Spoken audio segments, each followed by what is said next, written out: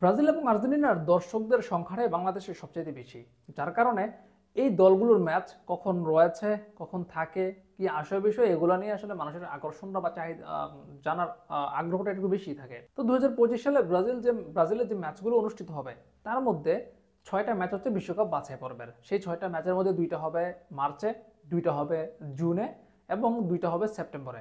এই 6টা ম্যাচের মধ্যে ব্রাজিলের 2টা ম্যাচ হচ্ছে বড় প্রতিপক্ষের বিপক্ষে বলা যায় বা শক্তিশালী প্রতিপক্ষের বিপক্ষে। একটা হচ্ছে কলম্বিয়ার বিপক্ষে, যেটা হবে মার্চে, একেবারে ব্রাজিলের শুরুর ম্যাচটাই কলম্বিয়ার বিপক্ষে। পরের ম্যাচটাই হবে আর্জেন্টিনার বিপক্ষে, এবং আর্জেন্টিনার বিপক্ষে ব্রাজিলের ম্যাচটা হবে আর্জেন্টিনার মাঠে। বাকি যে 4টা ম্যাচ, সেই 4টা ম্যাচের মধ্যে জুনে মুখোমুখি হবে ইকুয়েডর এবং প্যারাগুয়ের বিপক্ষে, আর সেপ্টেম্বরে মুখোমুখি হবে চিলি এবং বলিভিয়ার বিপক্ষে। এর পরের যে সময়টা, অর্থাৎ অক্টোবর, নভেম্বর, ডিসেম্বর, এই যে সময়টা, সেখানে ব্রাজিল খেলবে প্রীতি ম্যাচ। তবে সেই প্রীতি ম্যাচগুলো কোন দলের বিপক্ষে হবে সেটা এখনো নিশ্চিত হয়নি।